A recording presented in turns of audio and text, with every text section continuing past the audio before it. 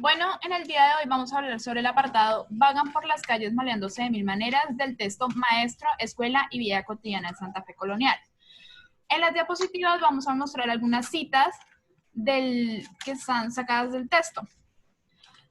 El apartado comienza ubicándonos en el año 1791 en Santa Fe Colonial, prácticamente con el alegato por sobras que repartían diariamente las comunidades religiosas.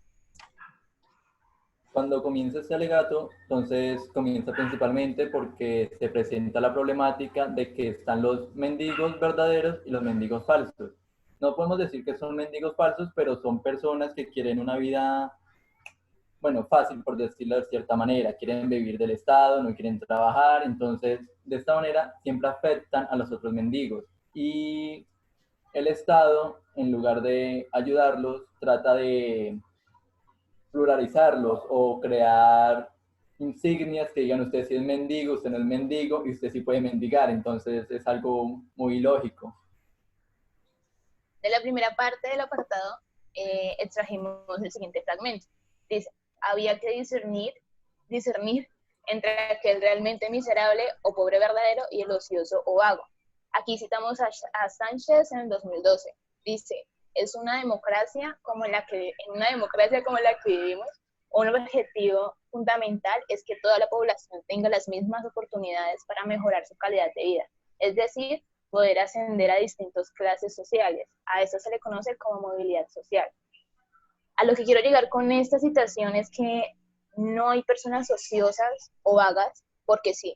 Y una de esas razones puede ser que como es una población literalmente controlada por el gobierno, por su gobierno, esta le ha negado la oportunidad de mejorar su calidad de vida al pueblo al no invertir y darle una buena educación, siendo esta otra de las posibles causas de las personas ociosas o vagas. Bueno, sí, pero mirándolo de esa manera, en la actualidad no ha cambiado nada. Aún siguen habiendo este tipo de esta problemática. O sea, el gobierno colombiano del siglo XVII, ahora al siglo XXI, sigue igual. Y de hecho ahí dice que la problemática inició en el siglo XVI y aún sigue hoy en día. Sí, dice que venía desde el siglo XVI e incluso le decían como una mutación. Y pues ellos también lo llamaban como el peligro para la salud de la República. Entonces era muy irónico, la verdad. Sí, Porque decía que se había esparcido por toda la Santa Fe colonial y los mendigos ahora habitaban hasta debajo de los puentes. Y de hecho, si miramos hoy, salimos a Neiva, nos mandamos por la principal, es algo real. Sí. exacto. Literalmente en el texto, en esa parte de la mutación, dice, lo que sucedió entonces fue la mutación en la percepción de la miseria. Tengo otra citación, y la voy a citar acá.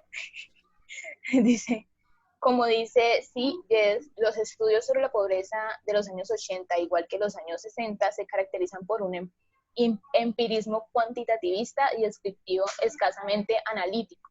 La realidad troceada funcionalmente se describe y se caracteriza por una necesidad imperiosa de actuar, pero no de entender. Por tanto, es más positivo reflexionar sobre los orígenes de la pobreza y sobre todo sobre los procesos del empobrecimiento, ya que su estudio proporciona una visión más adecuada, completa y rica del funcionamiento de una sociedad o del funcionamiento del mundo. Con esta situación me refiero a que la percepción de la miseria se fue generalizando, ¿sí? Por eso dice que fue mutando, poniéndole así el trabajo más difícil al gobierno de identificar quiénes según ellos son los pobres reales y quiénes son los vagos. Sin embargo, como dice el fragmento, y vuelvo a recalcar, no existe una diferencia entre los pobres reales y los vagos u ociosos, porque ambos son consecuencia de una mala administración. Bueno, retomando ahí lo que decía Wendy, que el gobierno quería, bueno, separar a los mendigos, es cuando surgen lo de las insignias, aunque nunca lo implementaron, pero sí implementaron lo de los alcaldes. Pusieron un alcalde en cada barrio y este alcalde se distinguía por llevar, bueno, llevaba una vara, me parece, pero no, bueno, en fin.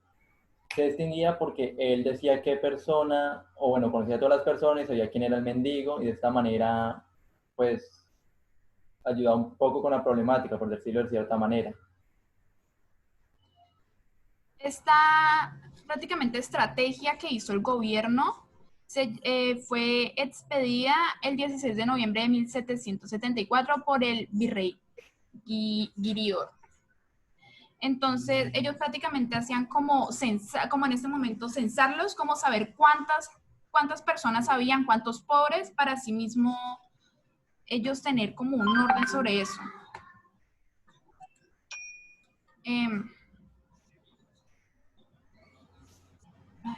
Yo pienso que es el mismo Estado quien promueve esta conducta desviada como forma de vida, ¿sí? Pues yo creo que en todo lo que hablaba hasta el momento he dicho lo mismo, pero sigo diciendo que esa pobreza o esos vagos simplemente es porque el gobierno no les está garantizando una vida de verdad digna. Y aparte ellos querían, bueno, como decía, aparte de ellos de hacer esta estrategia, quería que ellos hicieran algo productivo. Y para eso ellos,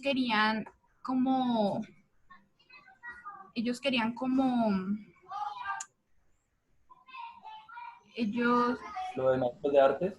sí, los maestros de arte. Querían como imponer ciertas reglas.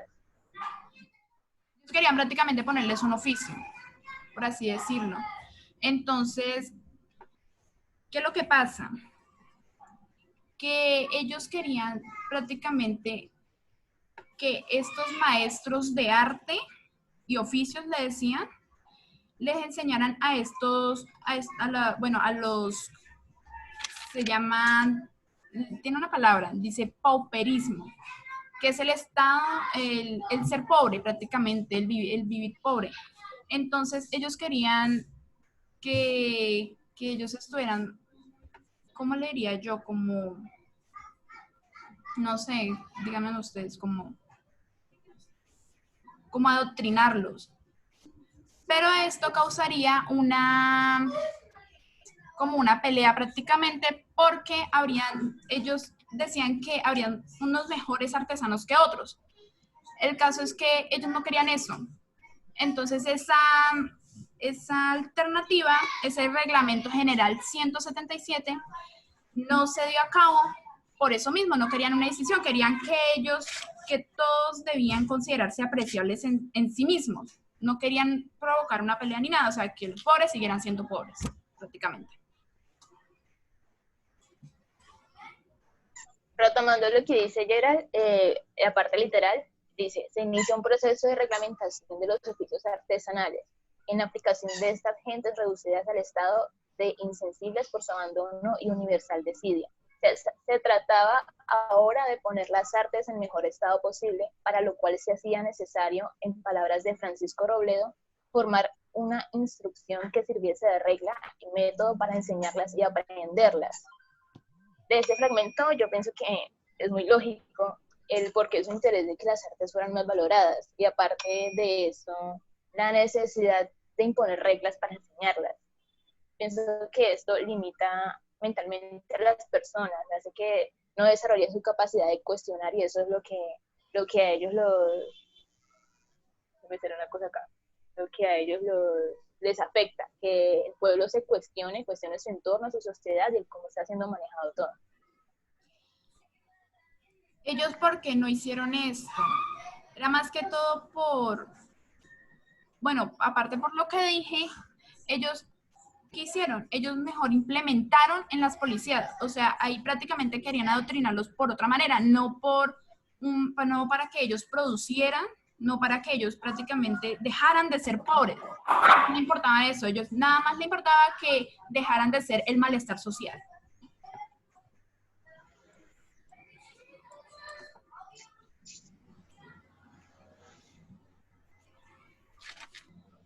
Leo Con otros términos, a las puertas del siglo XXI, la cuestión no es únicamente preguntarse si aún existe desigualdades sociales y empobrecimiento, en el sentido integral del término, sino también analizar por qué entre ricos y pobres las diferencias son cada vez más dilatadas. Qué pena. Son mis perros, que tengo un pitbull y otro pequeñito y Ah, tranquila. qué pena. Tranquilo. Bueno, el caso es que ellos, el gobierno lo que no quería prácticamente colaborar con ellos, ni nada de eso. Simplemente querían eh, adoctrinarlos, como digo yo, como ordenarlos. Es algo que en este momento está pasando prácticamente.